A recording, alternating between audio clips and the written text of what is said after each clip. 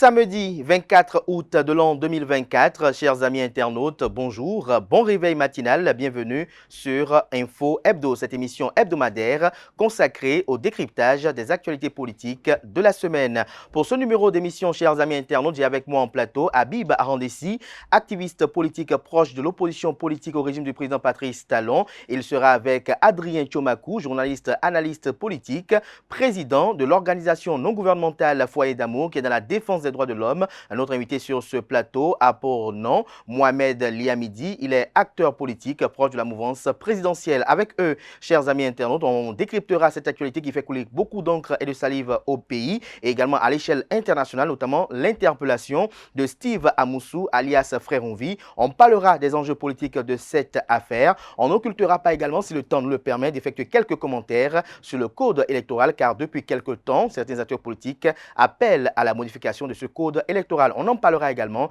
notamment des enjeux. Avant de retrouver mes invités pour le décryptage, chers amis internautes, je vous invite à suivre cette capsule vidéo qui vous vante les mérites de l'École supérieure d'administration d'économie, de journalisme et des métiers de l'audiovisuel ESAE, qui est à ses campus dans les villes de Cotonou, d'Abomey-Calavi et de Parakou.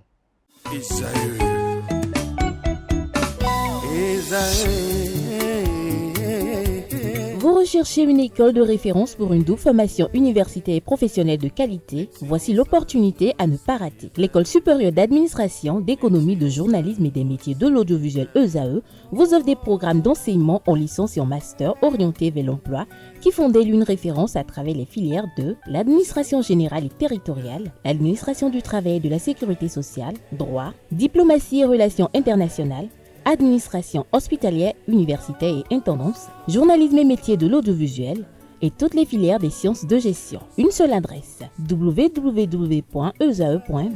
Rendez-vous dès maintenant sur nos campus ESAE Bedjromende au numéro 90 93 65 21 ou au numéro 98 98 14 00. Parakou sur le numéro 52 46 12 12. Abomey-Calavi au numéro 52 88 44 44. Akpaka au numéro 52 88 33 33. ESAE, l'excellence a un nom.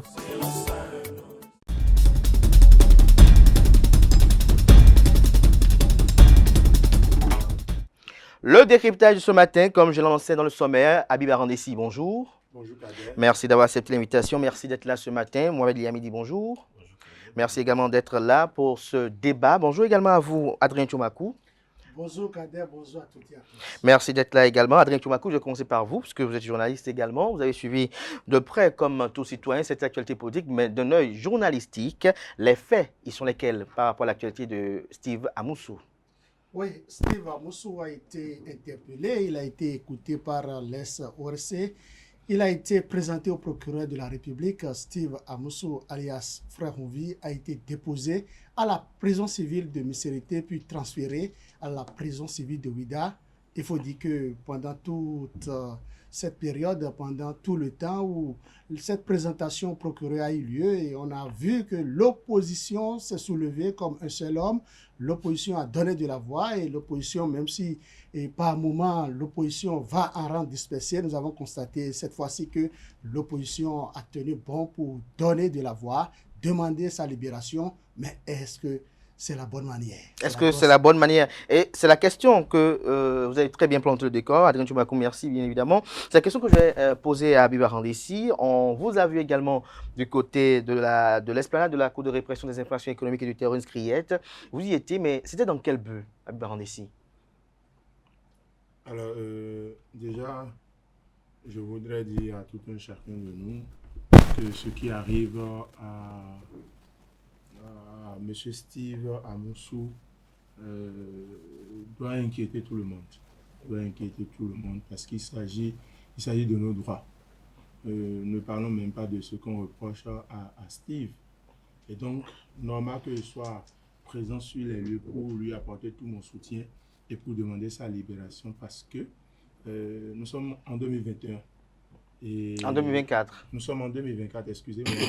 Et nous avons, depuis des décennies ou des siècles, nous avons travaillé pour faire asseoir un certain nombre de dispositifs afin que les droits afin que nos droits soient respectés et qu'il y ait des procédures pour interpeller un individu lorsqu'on lui reproche quelque chose entre griffes. Et la manière dont Ronvi a été, non pas Ronvi, parlons de Steve Amoussou. Pourquoi pas Ronvi, pourquoi Steve Amoussou? Parlons de Steve Amoussou, parce qu'il y a de nouvelles informations, vous n'êtes pas sans savoir ce qui circule actuellement sur la toile. Qu'est-ce qui circule? Informez nos amis internautes, peut-être qu'ils n'ont pas eu l'attention. Et donc, s'il vous plaît. Oui, qu'est-ce qui circule? Je vais porter des gants pour parler de Steve Amoussou, c'est-à-dire durant toute la période c'est-à-dire la procédure du début jusqu'à la fin, elle est biaisée, elle ne répond à aucune norme juridique et on doit se battre pour que des choses comme ça n'arrivent pas parce que nous sommes tous en danger si on accepte des actes du genre. Ouais. Nous sommes en danger si on accepte des actes du genre. C'est l'opinion de Habib Arandessi. Est-ce que Mohamed Yamidi partage l'opinion de Habib Arandessi qui estime par exemple que la procédure de l'interpellation est biaisée ou alambiquée? Vous savez, nous sommes dans un pays où depuis un moment, pour ne pas dire, je ne dirais pas depuis toujours, mais depuis un moment, on ne fait que promouvoir les contre-valeurs. Comment? Et c'est quelque chose d'ahurissant. Vous me demandez comment. Mais Ronvi dont on parle, que vous l'appelez Ronvi ou que vous l'appelez Steve Amoussou. Pour vous, c'est le même personnage? Cela va de soi. Je laisse le procureur établir cela. Mais ça a commencé avec ça. Il y a 10 jours, on a commencé par parler de ça, de Frère Ronvi qui est désormais dans les mains de la justice. De la justice. Et donc, je parlais donc de la promotion de contre-valeurs. Celui dont on parle, est-ce qu'il a une valeur? Est-ce qu'il a un exemple? C'est des questions. Pourquoi pour vous, il n'est pas une valeur? Pourquoi pour vous, il n'est pas un exemple? Je peux m'empresser de dire non. Pourquoi? Parce que j'ai entendu Habib dire tout à l'heure qu'il s'agit là de nos droits. De quel droit parle-t-on? Le droit de critiquer l'action gouvernementale? Je dis non. Le droit d'opiner, de donner son opinion en tant que citoyen? Je dis non. Puisque lui, il le fait. Lui, Habib Arandessi, il le fait. Les partis d'opposition, les membres des différents partis d'opposition, ils le font. Ils critiquent l'action du gouvernement, quoique, bon, toutes les fois, ils ne disent pas quelque chose qui puisse permettre à ce que le pays avance. Mais ils le font à leur manière. Mais qu'est-ce qui différencie ou c'est de cette manière-là, c'est de la manière-là dont il s'agit. C'est de ça qu'il s'agit, parlant de Steve Amoussou. Monsieur qui opère dans la clandestinité, sur qui on ne pouvait pas mettre de visage jusqu'à ce qu'on nous parle de l'arrestation que certains qualifient de kidnapping. Et c'est de cela que vous me parlez en parlant de violation de nos droits. Quelqu'un qui opère de cette manière, dans la clandestinité, dans l'usurpation et qui dans l'illégalité, je le dis ainsi, vous voulez qu'on lui envoie une convocation? Dites-moi si c'est ce que vous voulez, on l'aurait fait comment? Et on aurait eu le temps de l'appréhender, comment si on devait lui envoyer une convocation. Et donc c'est de cela qu'il s'agit. Il faut dire les choses telles qu'elles sont. Il faut qu'on apprenne à dire la vérité au peuple. Et c'est cela ce que, je dirais, l'opposition dans sa globalité, et même dans ce qu'elle a d'essentiel, à savoir le parti, les démocrates, c'est ce qu'ils n'ont pas. Cette manière qu'ils ont de toujours dire le mensonge, à la limite, je dirais, de réclamer le mensonge comme pratique politique et la vérité comme quelque chose de secondaire, excusez-moi, est totalement inouï. Et c'est ça qui donne ce que nous avons. Et la conséquence, c'est la promotion des contre-valeurs, c'est la promotion des gens comme on vit, où on passe plus de 10 jours dans un pays où on a besoin d'avancer à parler des sujets qui ne font aucunement avancer la société. Et tout le monde est focalisé sur ça. Merci à vous, Mohamed Yamini. Alors, Adrien Tchoumakou, lorsque vous avez si bien planté le décor, vous avez écouté tout à l'heure Habib Arandessi, vous avez écouté Mohamed Yamidi, est-ce que pour vous, on doit parler de Steve Amoussou ou de Frère Ronvi, ou on doit départir les trois? Ça va de soi. Vous savez, il vaut d'abord mieux comprendre et mieux connaître qui est Steve Amoussou. Et pour moi, puisque j'ai eu à occuper un poste de responsabilité en 2016, J'étais rédacteur en chef du journal Fraternité, le quotidien d'information d'ordre général et d'analyse politique que vous appréciez d'ailleurs tous. Vous savez, Steve Amoussou, en ce moment, était membre de la cellule de communication du candidat Sébastien Diavon. Nous, à Fraternité, comme dans beaucoup d'autres organes d'ailleurs, nous avons un contrat avec cette cellule de communication.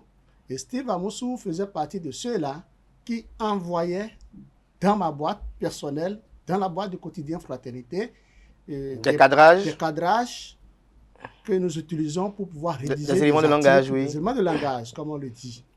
Et c'est là, moi, en ce moment, j'ai changé un téléphone avec lui.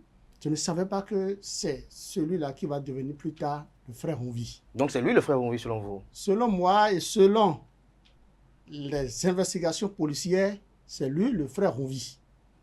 Maintenant, reste à savoir, qu'est-ce qu'on met dans frère Onvi? Est-ce que c'est un nom, c'est le personnage, ou bien c'est un groupe de personnes qui devient frère Onvi? Une chose est claire. Steve Amoussou, que moi je connaissais, qu'on a d'ailleurs vu sur sa photo, ses vidéos sur les réseaux sociaux, je pense quand même que c'est lui qui a été présenté au procureur de la République. Quand je prends l'enquête policière qui a été conduite par les forces de l'ordre. Mais vous, Adrien Tchomakou, qui êtes patron d'une organisation non gouvernementale qui promeut les droits de l'homme, est-ce que la procédure de son interpellation vous paraît réglementaire? Sinon, est-ce qu'elle est justifiée? Monsieur Kader, j'ai été informé, j'ai suivi sur des chaînes de radio et de télévision le point fait par son avocat, M. Paparapi. Qu'il a désigné comme frère Onvi. Il a désigné comme frère Onvi Steve Amoussou. Oui. Il a parlé de son interpellation. Tout à fait. Il a utilisé des mots forts comme le kidnapping, comme l'enlèvement, rapt sur un autre territoire. Un territoire qui est très proche de nous. Je veux parler du Togo. Tout à fait. Écoutez, si tel est le cas, si c'est vérifié, puisque nous, à Foyer d'Amour ONG, une organisation non gouvernementale qui promeut les droits, les valeurs démocratiques, nous défendons les droits de l'homme, nous faisons la promotion de la paix. Oui.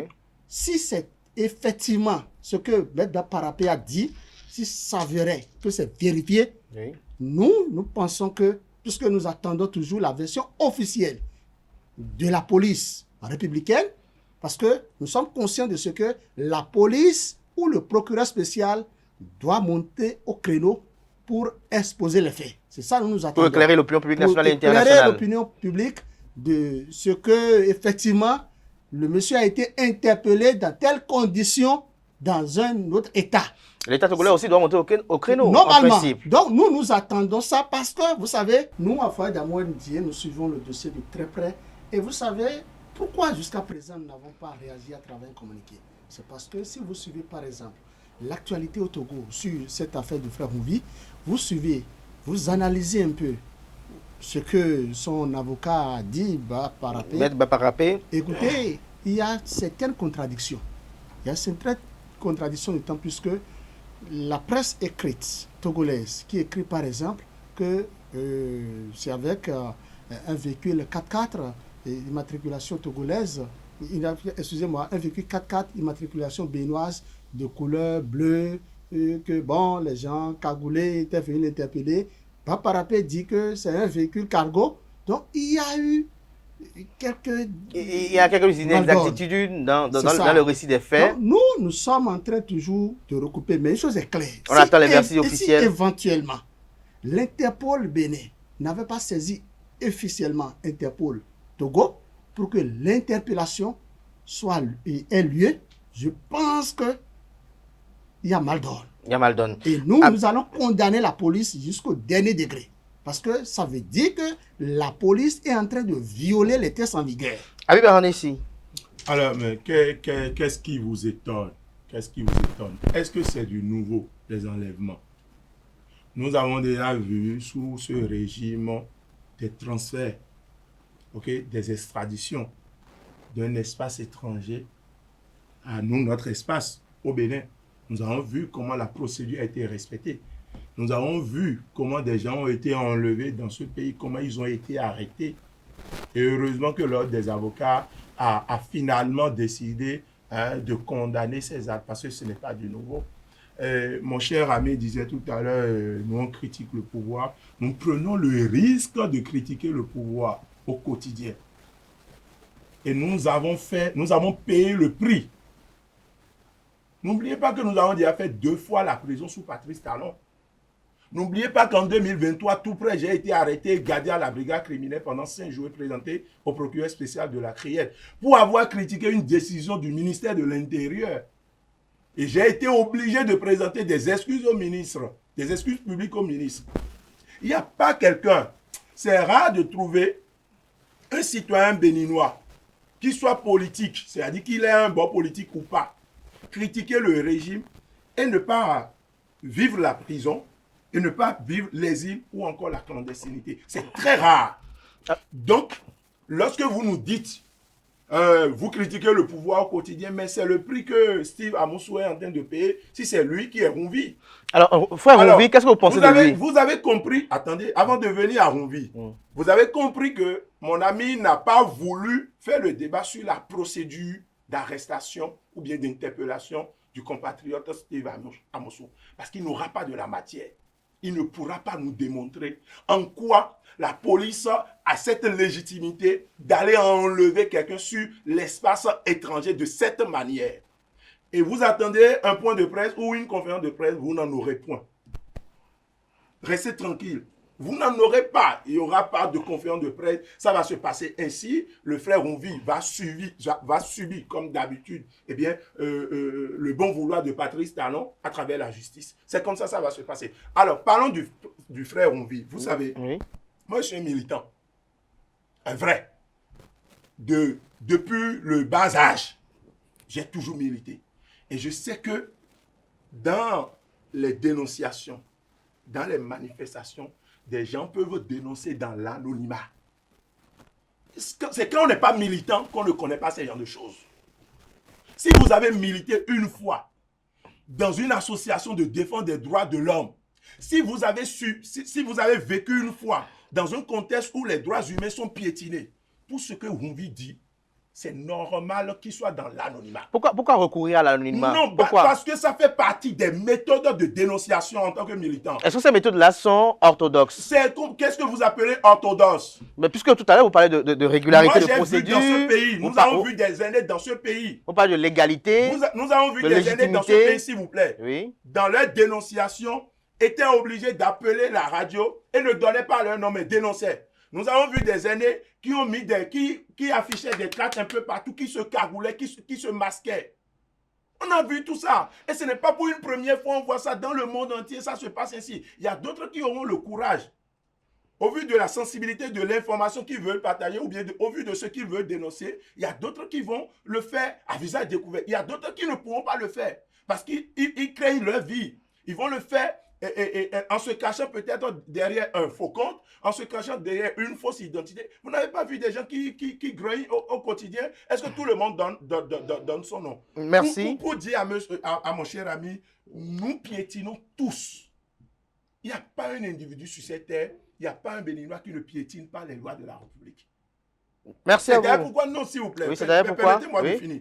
C'est d'ailleurs pourquoi je n'ai pas commencé le débat par ce qu'on reprocherait à Rumvi.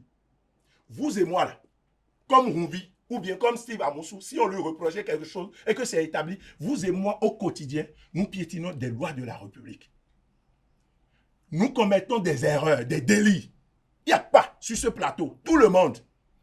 Alors, si on accepte qu'on interpelle... Non, mais donnez-moi un exemple de quelqu'un qui ne piétine pas les lois de la République depuis que vous êtes né. Mais donnez-moi un exemple. La loi, et c'est d'ailleurs pourquoi les lois sont consacrées.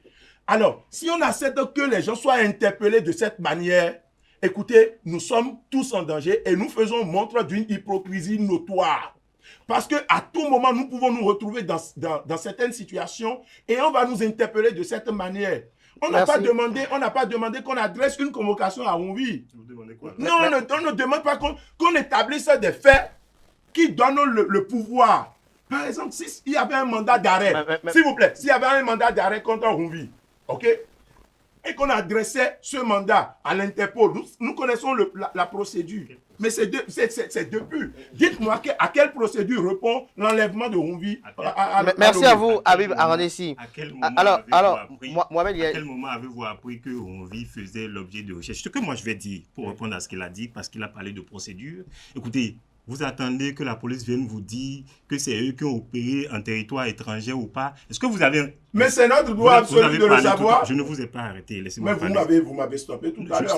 Ce n'est pas moi, c'est le journaliste qui m'a donné la parole. Je suis en train de... Moi, j'ai parlé de... Vous avez parlé de convocation, vous m'avez dit, vous cherchez quoi? Je dis cela pour dire quoi? Est-ce que vous avez entendu les autres? Ça fait quand même 10 jours ou 12 jours qu'on parle de l'affaire. Est-ce que vous avez vu les autorités togolaises monter au créneau pour dire que ce qui s'est passé là, nous sommes d'accord, nous ne sommes pas d'accord? À tout le moins, on peut dire simplement que tu ne dis rien consent. Et donc, si ça ne leur pose pas problème, pourquoi vous voulez que ça pose problème à quelqu'un? Pourquoi vous voulez que ça me pose problème moi? Et donc, à partir de ce moment, je vous dis ceci.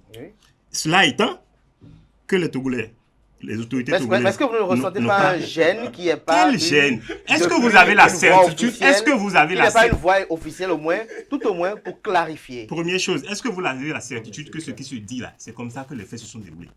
Est-ce que vous pouvez me prouver que ce sont... Effectivement, que les propos de l'avocat ne sont pas venus défendre vous pouvez me le prouver? Vous n'êtes pas en mesure de le prouver. On ne peut pas le prouver justement parce que les deux États, en réalité, n'assument pas encore cette responsabilité. Et c'est ce qui est dangereux. Vous devez condamner. Vous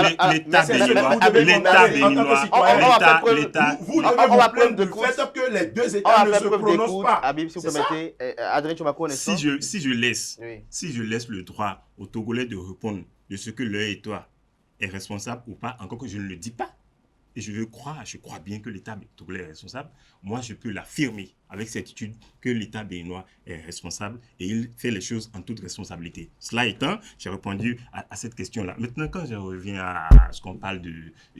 on le fait, on prend des risques. Quels sont les risques que vous prenez? Si vous prenez les risques conformément aux lois, vous n'allez pas être inquiété. Mais si vous prenez les risques qui ne sont pas conformes aux lois, alors là, vous allez répondre. Et moi, je voudrais dire simplement ceci, sans trop gloser au sujet de cela. Là, si vous reprochez des choses à la façon dont on a appréhendé Honvi, parce que je le dis comme ça, Honvi ou Steve Amoussou, ce que vous voulez, si vous reprochez des choses à la manière dont il a été appréhendé, pour moi, et ça, je le dis, ça n'engage que moi, ce n'est que la conséquence, et ce que je dis là, ça répond d'une logique élémentaire, ce n'est que la conséquence de l'acte, de la façon dont Honvi lui-même a opéré.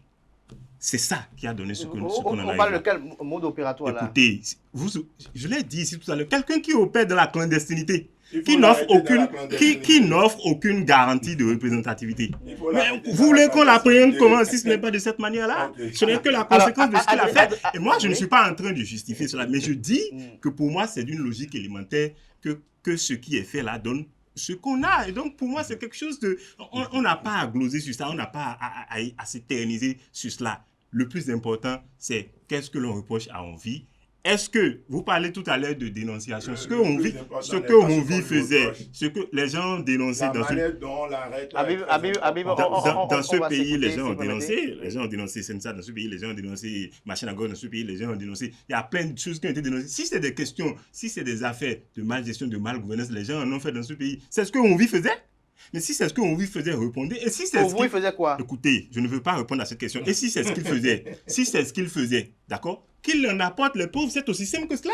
Ces avocats l'ont vu, oui ou non? Est-ce qu'il a la possibilité de se défendre, oui ou non? À partir de ce moment, laissez le procès se faire, on verra si ça respecte les tests en vigueur ou pas. Donc pour moi, le problème, il est aussi simple que cela. Comprenons cela comme ça. Laissons la justice faire son travail et on a écouté les partis d'opposition ou le principal parti d'opposition appeler le peuple à aller faire obstruction à la justice. Le peuple a dit non. Le peuple n'a pas répondu à l'appel. Le peuple a dit non, que lui ne veut pas faire ça. Que lui, ce qu'il attend de l'opposition, c'est de confronter, c'est de se confronter, c'est d'affronter le pouvoir sur le terrain des idées. Je précise bien sur le terrain des idées qui vont faire en sorte qu'on puisse trouver solution au problème du peuple et que le pays puisse avancer. Et donc, quand ils auraient proposé ces idées-là, lui serait là pour les départager dans les urnes. Parce que pour lui, il ne veut pas que l'on s'affronte dans les rues, mais plutôt dans les urnes. Dans les urnes. Merci à vous, Mohamed Yamidi, pour cette belle conclusion. Adrien Tchoumakou vous a connu par le passé. C'est une lapalissade.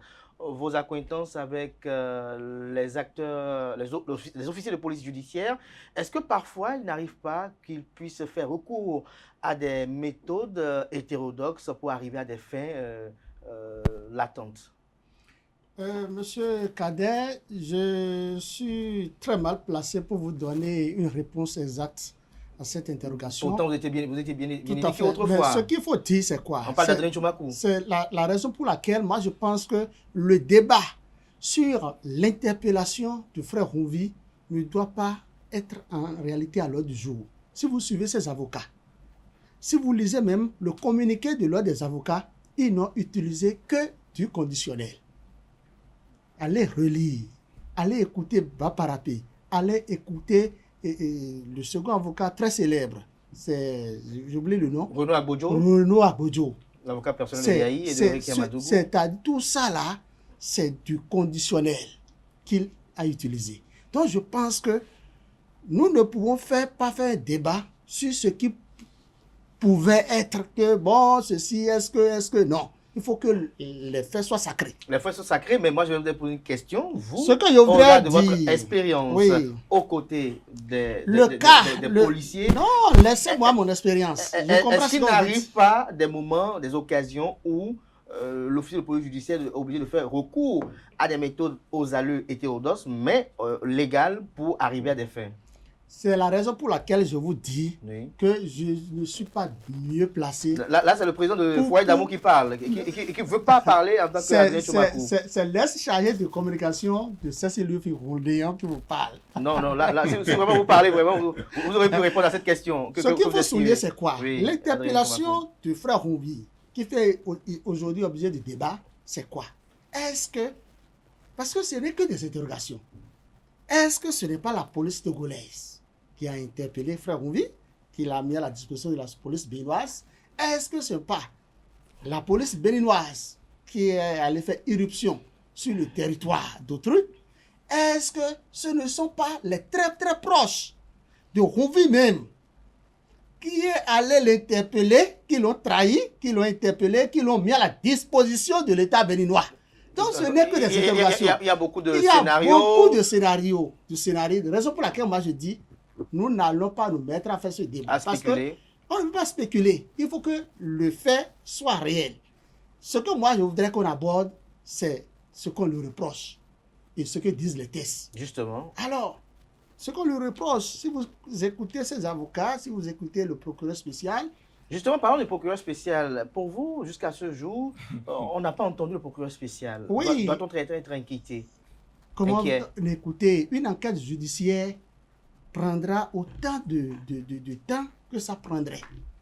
Et quand le procureur, quand moi je dis, si vous entendez le procureur spécial, c'est-à-dire, ce n'est pas que le procureur spécial est monté au créneau, mais à l'audience, le procureur spécial a écouté, on lui a posé des questions, il a répondu, et moi je pense qu'il est droit dans ses bottes. Vous parlez de l'audition. Je parle de l'audition. Il est droit dans ses bottes. Qu'est-ce qui vous amène à affirmer qu'il est droit dans ses bottes? On lui pose une question, par exemple, et on lui reproche ceci, il dit oui, il n'a pas nié, il accepte ce qu'on lui dit. Il accepte quoi, précisément, selon vos recoupements d'informations? Je ne suis pas officier de... comment on appelle... nous sommes ici sur un plateau, ces avocats sont mieux placés pour le dire. Ce qu'il faut souligner, c'est quoi? C'est qu'il y a 3 charges qui sont retenues contre lui, et au nombre de ces charges, il y a une charge qui me semble être un peu plus lourde. Laquelle? Lorsqu'on parle de dénonciation calomnieuse, la dénonciation calomnieuse, ça inclut non seulement la diffamation, mais ça peut amener à parler de l'outrage du chef de l'État. Et je pense que cette charge, elle est vraiment lourde. Et c'est la raison pour laquelle moi je dis, le mieux aujourd'hui, c'est que ces avocats prennent langue correctement avec lui et voient dans la mesure du possible comment ces avocats peuvent mieux préparer leur défense pour pouvoir l'aider à tirer son épingle du jeu. Parce que finalement, il va se retrouver seul. Vous avez vu l'opposition, les démocrates. qui ont même posé un acte extrêmement grave. Lequel? Vous avez vu des députés qui ont porté les attributs de l'Assemblée nationale, les attributs de l'État, pour aller faire pression sur la justice béninoise. Mais moi, j'ai vu, et je pense que, écoutez, ça, il faut le dire, si quelque chose est aussi bon, il faut le dire. Quand je prends Rouneté, qui était là-bas, Rouneté n'a pas porté les attributs. C'est parce que Éric Rouneté, connaît très bien ce que disent les tests. Vous ne pouvez pas mettre votre écharpe tricolore, vous ne pouvez pas... non, si vous allez au tribunal pour soutenir quelqu'un, vous ne pouvez pas porter les attributs de l'État. C'est proscrit par le règlement intérieur de l'Assemblée nationale. À l'hémicycle, en tant que député, vous pouvez tout dire. Vous avez l'immunité parlementaire. Mais dès que vous quittez l'hémicycle, vous ne pouvez pas vous porter sur un lieu public et faire pression sur une autre institution qui plus est une institution de contre-pouvoir. Merci à vous. Donc je pense que ces députés qui n'ont pas eu le temps de mieux lire, de lire correctement, d'être recyclés pour mieux comprendre ce que disent les tests, ce que dit surtout le règlement intérieur de l'Assemblée nationale, doivent alors aller reprendre leur copie. Tout au moins, Éric Rouneté a fait la différence et c'est la preuve qu'il y a des députés de l'opposition qui sont cultivés, même si il y en a qui font preuve de lucidité dans le combat, qui ne veulent pas améliorer leur niveau intellectuel, qui ne veulent pas écouter, c'est la vérité. On va pas aller à ce niveau-là. S'ils avaient lu, ils devraient savoir qu'ils ne pouvaient pas mettre... On ne va pas prendre en compte cette déclaration-là. De l'État. Alors, Habib Arandessi, dans la foulée, lorsque Steve Amoussou a été annoncé lundi au niveau de la Criette, le mardi finalement il a comparu. On a vu que la police républicaine a mis en place un important dispositif, mais on a vu des commentaires sur la toile, puisque vous êtes très actifs sur les réseaux sociaux. Beaucoup de personnes ont eu à condamner l'opposition, estimant qu'il n'y a pas eu un réveil conséquent à ce que représentait quand même, si vraiment c'était Frère Ronvi, au sein de l'opposition politique. On a même vu Camille Seba également réagir au détour d'une capsule vidéo. Mais c'est quand même normal, hein. C'est quand même normal, vous savez. Je pense que les démocrates ont décidé, ont fait un appel et vous avez vu ceux qui étaient là. Il y a deux choses qu'il faut noter. La première des choses, si on veut avoir 1000 personnes au niveau de la Criette, je pense que les démocrates ont la possibilité de faire déplacer 1000 personnes. Ils en ont la possibilité et nous savons comment ça se passe. On n'a pas commencé l'opposition sous le régime de Patrice Talon. Nous avons été au front, sur tous les fronts d'ailleurs. Et nous savons comment ça se passe. Et c'est pourquoi quand les soutiens du pouvoir, les soutiens de dernière heure du pouvoir de Patrice Talon. Vous étiez soutien de première heure. Mais nous étions au front. Cher ami, j'ai été 5 fois arrêté sous Boni Yahi. Il n'y a pas une histoire ou bien une manifestation, une mobilisation avant Patrice Talon que quelqu'un peut me raconter. Donc moi, c'est pourquoi quand des gens disent certaines choses, je dis il faut laisser le temps au temps. Parce que par le passé, vous savez, il y a des gens qui étaient dans la posture de mon vis-à-vis, qui venaient sur des plateaux. Si Talon ne se reproche rien, qu'ils descendent. Le président de la République, Boni Yahi, est une institution. C'est sacré. On ne parle pas comme ça au chef de l'État. Aujourd'hui, c'est les mêmes qui crient démocratie. C'est les mêmes qui crient kidnapping, enlèvement. Oui, parce que lorsque vous n'acceptez pas, lorsque le droit de Ins est piétiné et que vous ne condamnez pas, vous finirez par subir le même sort. Pour vous dire quoi? Par rapport à la mobilisation des démocrates autour de Ronvi, c'est légitime. Mais on estime qu'on aurait pu avoir mieux. Non, pour un régime, pour ce que nous avons vécu depuis 2016, c'est tout à fait normal que vous ayez ce résultat. Vous avez un régime qui a fonctionné depuis 2016 par la terreur. Mais tout à l'heure, Adrien Tchomakou disait qu'ils étaient avec les attributs de l'État. S'il vous plaît, moi je ne veux pas rentrer dans... Mais Habib Arandessi, est-ce que... Non, je n'ai pas lu le règlement intérieur, s'il vous plaît. Oui. Je n'ai pas lu le règlement intérieur de l'Assemblée nationale et donc je ne parle pas. Si je n'ai pas encore touché du doigt quelque chose, je n'en parle pas. Je n'ai pas encore lu vraiment le règlement intérieur, justement à ce niveau, parce que j'ai lu beaucoup de choses sur le fonctionnement de l'Assemblée nationale. Mais par rapport à ce que M. Tchomakou dit, moi, je n'ai pas encore lu. Lorsque je lirai, je verrai la quintessence de ce qu'il dit. Peut-être que nous allons tous condamner ce tas parce qu'il n'était pas obligé, si c'est interdit, si ce n'est pas autorisé, il n'était pas obligé d'aborder. Maintenant, par rapport à la mobilisation, quand mon cher ami dit que le peuple... Votre cher ami Mohamed.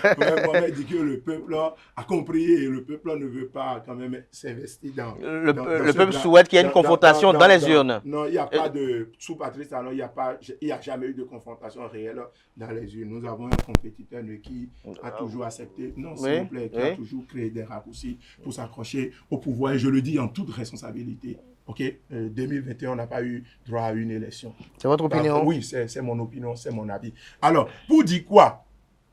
Le parti Les Démocrates n'a pas voulu exposer le peuple béninois.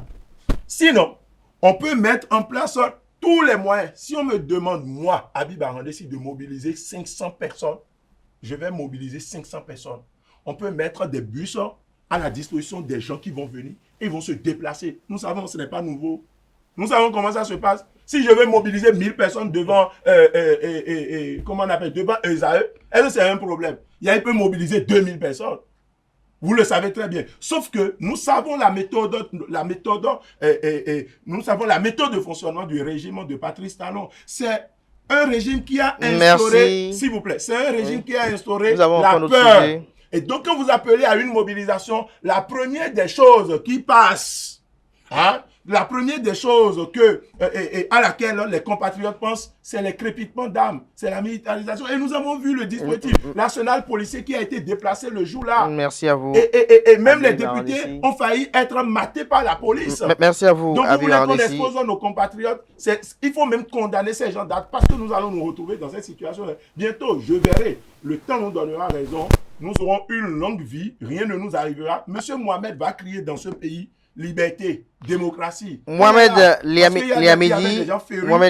des férus du pouvoir de Boni Yahi qui faisaient pareil. Mohamed Liamidi, 3 chefs d'accusation ont été retenus contre lui, notamment le harcèlement par le biais d'un système électronique, l'incitation à la rébellion et injure. Incitation directe. Il faut préciser. Incitation directe à la rébellion, voilà. Je vais d'abord, vous permettez d'abord de revenir à ce que vous avez dit précédemment. Vous avez parlé de la police qui peut recourir à des méthodes, je crois que vous avez dit tout à fait orthodoxes, mais légales. Vous savez, pour moi, le policier, c'est quoi? C'est le représentant de la loi. Celui qui est chargé de faire appliquer la loi. Et donc, si vous dites qu'il applique des méthodes, il fait quoi des méthodes? Mais qui? Tout lui est pas permis. Écoutez-moi, écoutez. Oui. La réponse à votre question, surtout dans votre réponse. C'est là où je trouve l'ambiguïté. C'est-à-dire que vous ne faites que la moitié du chemin. Si c'est légal, c'est le représentant de la loi. Et il fait les choses légalement.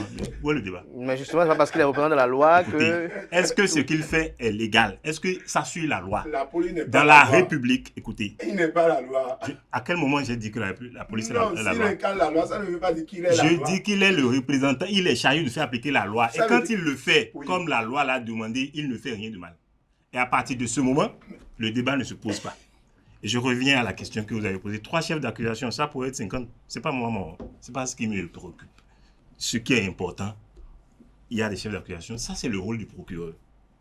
Il appartient aux avocats de Onvi de chercher les faiblesses de la procédure pour pouvoir le défendre.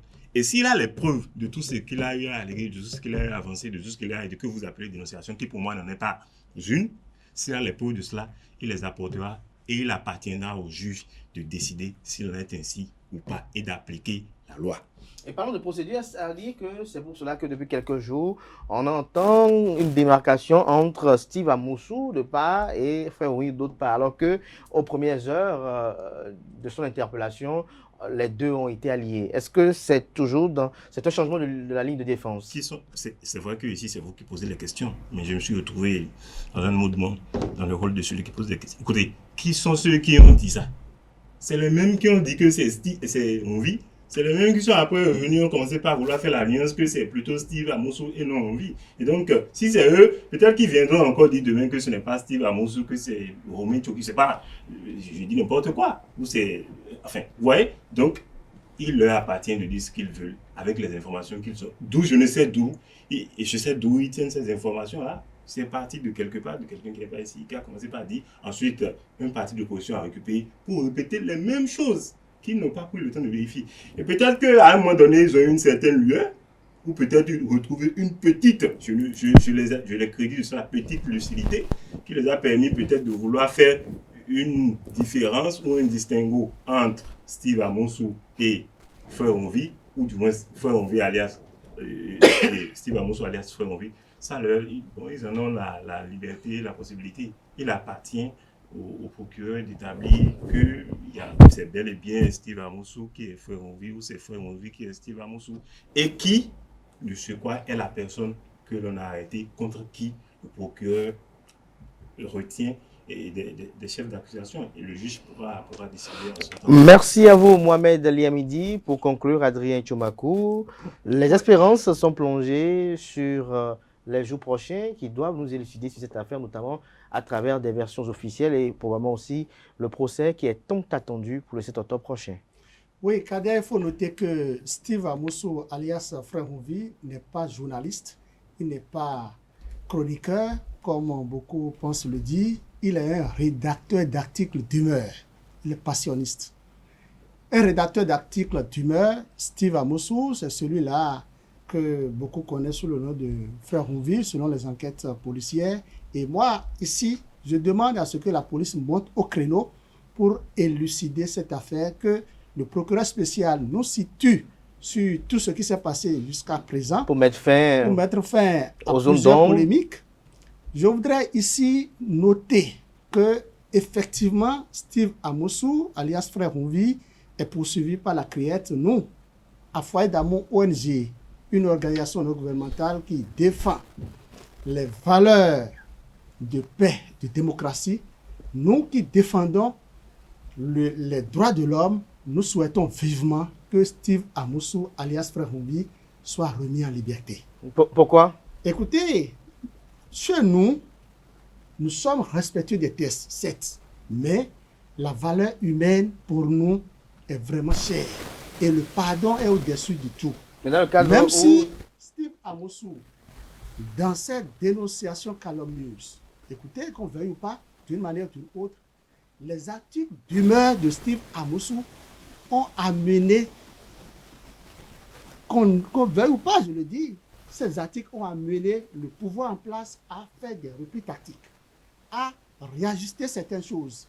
Les articles d'humeur, certains articles d'humeur ont amené Patrice Talon à réorienter sa politique de gouvernance. Au même moment, des écrits que je peux qualifier de salade de Steve Amosu, des articles d'humeur.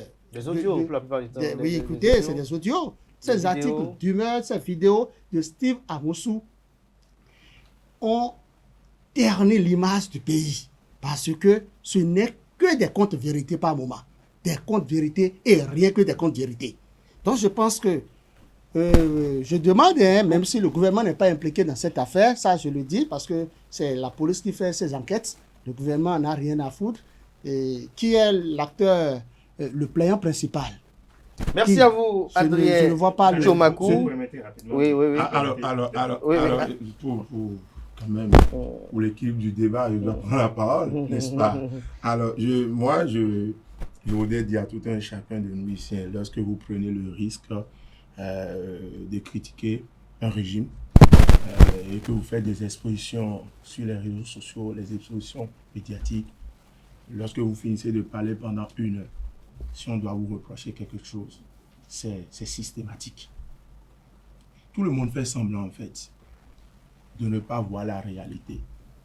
Lorsque vous faites des expositions médiatiques avec la loi sur le numérique, il n'y a pas. Si on veut vous reprocher quelque chose, on va toujours trouver quelque chose pour vous reprocher. Arrangez-vous. Non, vous ne pouvez justement pas. Vous pensez? Vous ne pouvez pas. On va faire l'expérience. moi, je suis au quotidien dans la dénonciation, au quotidien dans les expositions médiatiques. Et quand je finis de faire, je lis ou j'ai un petit groupe d'aînés avec qui nous faisons très souvent des discussions par rapport aux vidéos et autres. C'est-à-dire, il n'y a pas une vidéo que vous allez finir de faire ou bien un live pour parler de votre pays, pour parler de l'actualité nationale. Et à la fin, vous n'allez pas, ne serait-ce que placer un mot qui va égratigner quelqu'un. Oui, qui va piétiner une loi de la République. C'est par exemple que selon les tests en vigueur, si vous êtes poursuivi dans votre pays et que vous parvenez à aller vous réfugier dans un autre pays, si la faute ou les fautes pour lesquelles vous êtes poursuivi dans votre pays, vous reprenez les mêmes choses là-bas, est-ce que même si vous avez un statut de réfugié, vous savez que les tests disent qu'on peut vous interpeller? Est-ce que déjà nous sommes dans le même contexte ou bien dans le même cas? La première question. Deuxième question, même si le fait est établi, c'est-à-dire le réel débat ici, ce n'est pas encore ce qu'on reproche à Ronvi. Le réel débat, c'est ce qui nous lie, nous qui sommes 4 sur ce plateau, merci. Et le peuple béninois, qui on est la manière de traiter des citoyens béninois. On va écouter rapidement Mohamed Yamidi. J'ai entendu parler tout à l'heure des gens ont fait par le passé, aujourd'hui ils sont en train de crier liberté. Mais ils vont le faire, vous allez le faire également. Allez-y Mohamed. Ce n'est pas ce que vous dites ou que vous ne dites pas qui, moi, m'impressionne. Pas du tout. Mais je me dois de vous dire ceci. Pour votre cas, vous avez dénoncé, vous avez dit que vous dénoncez, vous avez milité, tout ça, et que vous êtes même passé par la case prison. Je ne le souhaite à personne. Et pourtant, vous n'avez pas changé. Vous avez continué. Si vous vous croyez capable de le faire, croyez que les autres aussi sont capables de le faire. Croyez que j'en suis. Tout le monde n'est pas capable de le faire. Nous avons vu des gens qui ont connu 3 jours de violon et qui ont changé de posture. Vous parlez de moi et permettez-moi de vous dire que je ne suis pas monsieur tout le monde. Et donc, à partir de ce moment, si vous êtes capable de le faire, c'est que j'en suis aussi capable parce que vous êtes animé d'une conviction et je le suis également. Non, ce n'est pas parce que moi je suis capable que vous l'êtes également. Si vous l'avez à le faire, je suppose que c'est sur la base de vos convictions. Si vous arrivez à le faire, je suppose que c'est sur la base de vos convictions. Et si vous respectez cela, respectez aussi le fait que je puisse en avoir et que j'en ai et que par rapport à ça, si je dis quelque chose et que je crois en la chose, je continuerai de le dire, même si personne, même ce que je suis en train de faire là, c'est un acte que je pose. Et donc même si personne ne veut l'entendre, si je crois que ce que je dis est juste, je continue de le dire. Et pour finir sur ce que vous avez dit par rapport au numérique, ce que les gens ne comprennent tout simplement pas, parce que moi, je suis spécialiste du numérique, ce que les gens ne comprennent tout simplement pas. Le respect que vous devez aux gens, quand vous les voyez là, quand on est en train de parler en face de vous là, le respect que je vous dois, qui fait que je ne peux pas vous calomnier, je ne peux pas vous offenser, faites la même chose quand vous êtes sur Internet. Faites la même chose quand vous êtes sur les réseaux sociaux. Les réseaux sociaux, le net, l'Internet, ce n'est pas un espace de non-droit. Ce n'est pas un espace où on ne respecte aucune loi, où on ne respecte personne. Le respect que je vous dois là, devant vous, où je suis obligé de choisir mes mots en vous respectant, en respectant ce que vous pensez, votre opinion, j'ai le même respect à vous devoir quand je vais faire pareil sur la toile. Merci à vous, Mohamed Liamidi. Merci à Adrien Tchomakou. Habib Arnessi, merci pour vos différentes opinions sur cette actualité. Je vois le visage d'Adrien Tchomakou qui a bien de placer encore une virgule. Oui, je vais vous permettre 30 secondes. Vous voulez dire? Non, je pense que nous sommes dans un état de droit. Nous devons respecter les tests. Foyer d'amour est vraiment s'attarde à cela. Et je pense que il est l'heure a sonné pour que les tests soient respectés. Merci à vous, Adrien Tchomakou. Merci une fois encore. Alors, Adrien Tchomakou, je reste avec vous. Nous allons y aller très rapidement. On note quand même que dans la classe politique, même de la mouvance, il y a des appels incessants, des écrits, des audios, des petites vidéos, des petites capsules qui appellent à une relecture du code électoral. Qu'est-ce que vous en pensez? Est-ce des actions opportunes ou il s'agit seulement d'actions qui relatent des mécontentements au sein de la mouvance présidentielle? Non, on ne parlera pas de mécontentement au sein de la mouvance présidentielle, ni même au sein de la classe politique de l'opposition, pour que nous puissions parler de la révision ou que disent de la modification du code électoral. Vous savez, quand vous prenez le code électoral, selon ce qui a été dit, c'est que notre code électoral, ça peut vous étonner, a été déjà modifié plus de 30 fois. Ouais. Notre code électoral a été déjà modifié plus de 30 fois. Même si on place le véhicule, c'est une modification. Et j'ai pris part aux assises que l'Église catholique avait organisées. Ils ont dit le nombre de fois de façon exacte, je ne l'ai plus en tête, mais selon ce qui a été dit et lu dans le communiqué final, c'est que notre code électoral, ça a étonné plus d'un, hein? Notre code électoral a été déjà modifié plus de 30 fois. Vous savez, nous avons aujourd'hui l'un des meilleurs codes de la sous-région. Comment? Expliquez-vous. Écoutez, c'est le code électoral que nous avons, c'est un code électoral de développement. C'est un code électoral qui doit amener tout acteur politique à avoir désormais une assise nationale.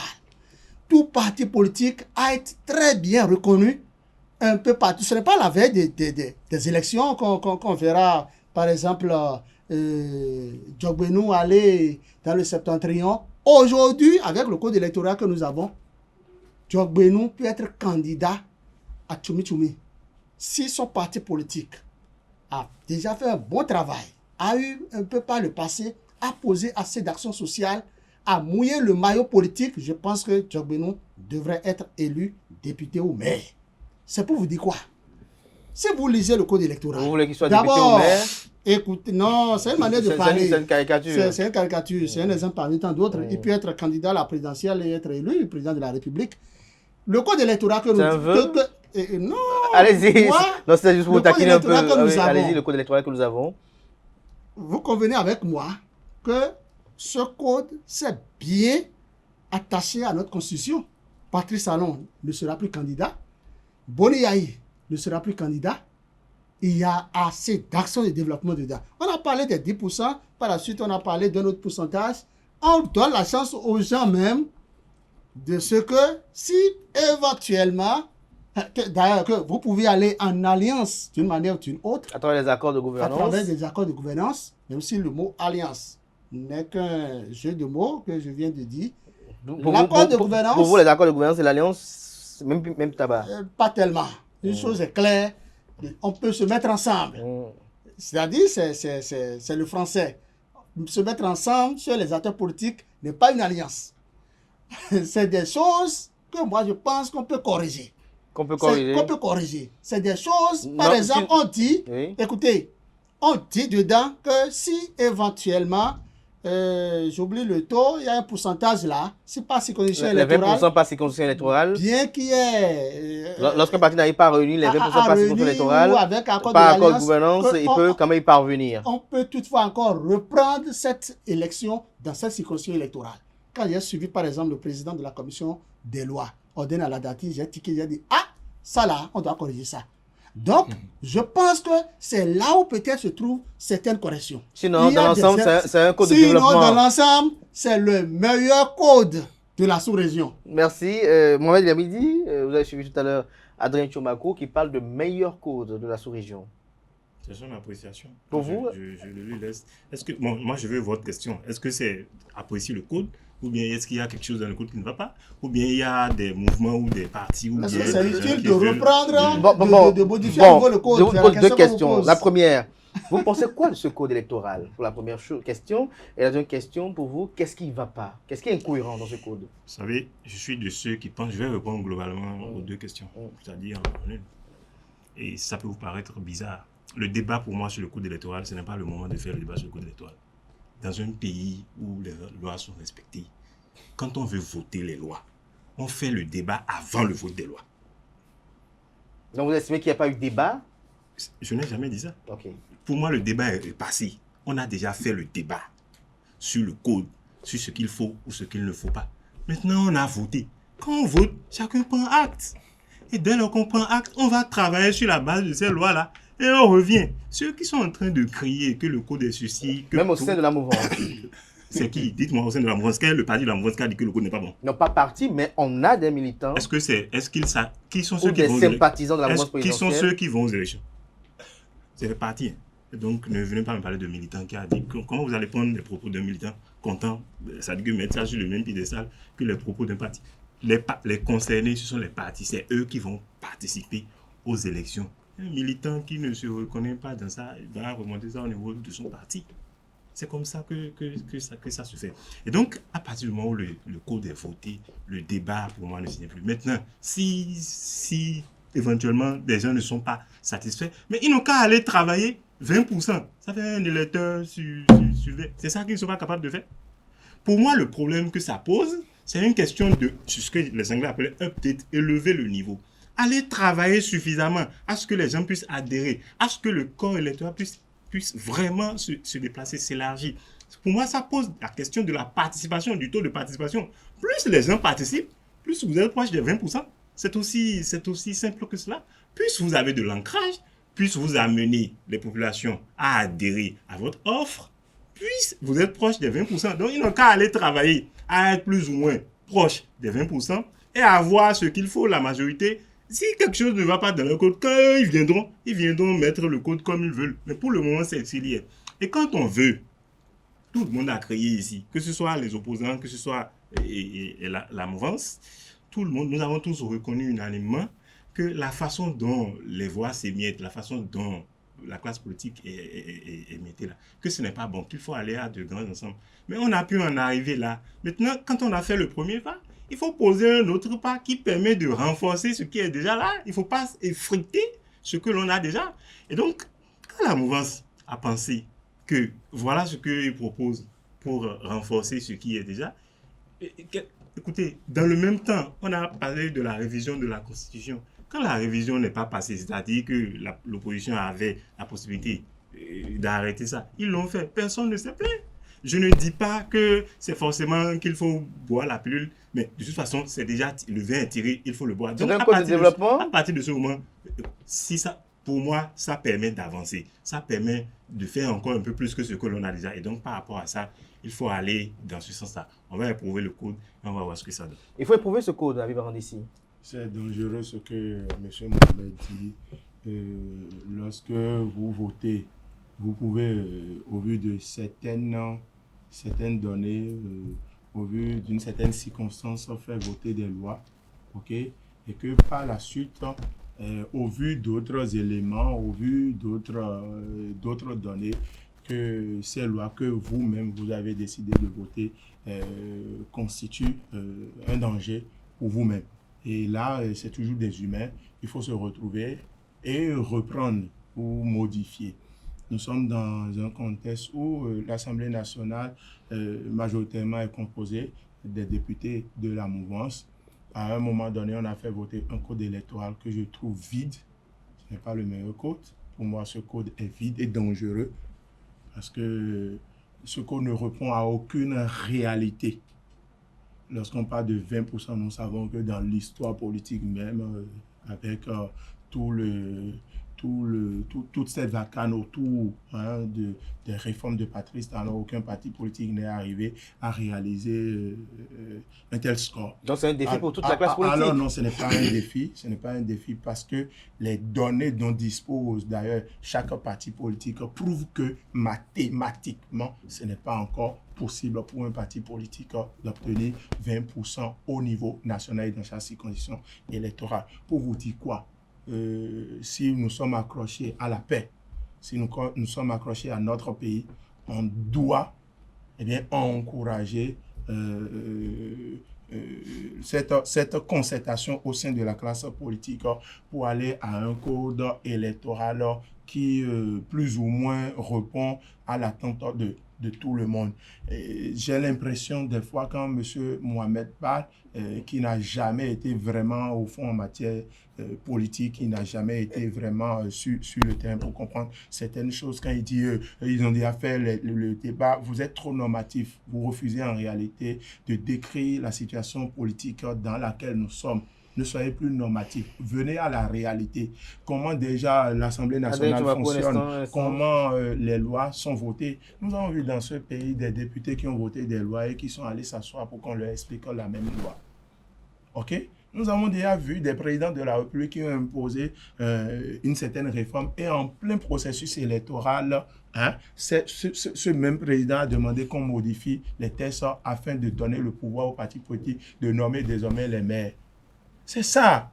C'est les réalités. Mais quand vous faites semblant de ne pas regarder ces réalités, que non, le débat est déjà fermé, il faut éprouver. Et si on éprouve, puisque c'est notre pays, on éprouve ce code et que nous nous retrouvons dans un vide juridique, quand ce code nous conduit par exemple à des affrontements, à des crépitements d'âme, qu'est-ce que c'est à dire? Vous allez ça ne va jamais arriver. Non, ça s'est déjà passé. S'il vous plaît. Nous avons dit dans ce pays le sang. S'il vous plaît. Nous avons déjà vu dans ce pays des gens qui ont dit non, le sang ne va jamais couler. Non, nous ne sommes pas des extraterrestres. Nous ne sommes pas des gens extraordinaires. Nous sommes des humains. Et ce qui se passe ailleurs peut se passer chez nous. Nous avons déjà vu des affrontements entre policiers et citoyens. Nous avons déjà vu des morts. Nous avons déjà vu des crépitements d'âme. Nous avons déjà vu des emprisonnements du fait d'un code électoral, du fait d'une pièce électorale. Donc, ne dites pas que ça ne va jamais arriver. Prenons déjà les mesures nécessaires. Du côté de la mouvance, je suis content quand M. Mohamed dit que qui sont ceux qui sont en train de parler. Moi, j'ai vu des soutiens au front de M. Olivier Boka, par exemple, qui nous disait, mais écoutez, le débat sur le code électoral, nous allons refaire ce débat. J'ai déjà vu, même si c'est en offre, des députés de la mouvance qui ont dit, Habib, on ne peut pas, je suis de la mouvance, mais si, en tant qu'intellectuel, on ne peut pas aller à une élection avec ce code électoral. C'est que si vous refusez d'écouter, si vous refusez de sentir cette inquiétude au sein de la classe politique, c'est votre choix. Okay? Merci. Voilà, donc je pense qu'il est Habib. urgent, vraiment urgent, que la classe politique se retrouve et puisse analyser, réexaminer ce code électoral. Et vous et moi, quand vous lisez très bien le code nous pénalise. Vous et moi, parce que tout ce que nous faisons ici en tant que jeunes, c'est pour être demain des responsables politiques. Pour que les gens, pour que nos peuples... Non, pas vous, c'est vous. Monsieur Mohamed est un homme politique, c'est un militant politique, vous l'avez dit tout à l'heure. Je suis un militant politique et la mission d'un militant politique, le but, l'objectif d'un militant politique, c'est la conquête et l'exercice du pouvoir. Merci à vous. Donc, pour vous dire quoi, ce code en réalité ne nous arrange même pas. Lorsque le code donne le pouvoir, je dirais, à 2 blocs, et quand vous ne vous retrouvez pas en matière de conviction, en matière d'idéologie, à travers ce qui se fait au sein de ces 2 blocs, vous faites quoi en fait? Vous faites quoi réellement? Il est important de préciser à Habib. Sans relancer le débat, parce que pas du tout, c'est pas ce que je fais. C'est pas ce que je fais. Oui. Tout ce qu'il a eu à dire, les gens se sont affrontés, policiers, machin et tout ça, que les gens sont morts. S'il y a eu tout ça, il est important de préciser à M. Habib. Ce n'est pas du fait du code électoral. C'est le fait du code électoral. C'est le fait de quoi? C'est le fait du code électoral. On a qu'à s'écouter. C'est à cause. Quelle est la source? C'est le fait de ce que les gens ont refusé de respecter la loi. Merci à vous. Très rapidement, en 1 minute maximum. Je vais vous couper. 1 minute, c'est même beaucoup. Oui, allez-y. Ce que je voudrais préciser, c'est quoi? C'est que, premièrement, nous avons, je le répète, nous avons le meilleur code électoral de la sous-région. Et même si quelque chose est bon, mieux, meilleur, on peut toutefois parfaire cette chose. En l'état, il y a des zones d'ombre. Et je pense que ce que disent les tests, c'est connu de tout le monde. On peut modifier le code électoral jusqu'à 6 mois des élections générales. Et donc c'est possible encore. Ouais. Tout Merci est à vous. possible. Il y a un travail. Pour dire que le débat est ouvert. Le débat est ouvert pour ne pas dire qu'il y a un travail entre les acteurs politiques. Ça, c'est une confidence que moi je vous révèle. Entre les acteurs politiques de la mouvance et de l'opposition actuellement. Vous savez, le gouvernement est en congé. Est-ce que vous savez ce qui s'est passé à Paris? Merci à vous, Adrien Thomakou, pour ces confidences-là de haute portée. Merci à vous, Adrien Thomakou. Je rappelle que vous êtes journaliste, analyste, chroniqueur politique, également président de l'organisation non gouvernementale Foyer d'amour, à laquelle vous tenez beaucoup. Merci également à Habib Arandessi, activiste politique proche de l'opposition politique au régime du président Patrice Talon. Merci pour vos analyses. Merci de toujours répondre à l'appel. Merci également à Mohamed Liamidi, qui est acteur politique proche de la mouvance présidentielle, analyse politique également. Merci merci d'être venu également. Merci d'avoir répondu à l'appel. Merci à vous, chers amis internautes, sans lesquels nous ne sommes rien. Sans vous, quand même, nous n'aurons pas eu à passer ce temps quand même à vouloir opiner sur ces sujets d'actualité. Merci pour la fidélité constante que vous accordez aux différents programmes télé sur Réserve TV. Soyez-en remerciés, je dirais même soyez-en bénis. On se retrouve demain dimanche pour l'invité avec Billy Gaëlaïbi. On reçoit pour vous Bertin Kovi, président de l'Alliance Iroko. Il est également psychologue de la communication. Il est là avec nous pour commenter notamment l'actualité politique nationale.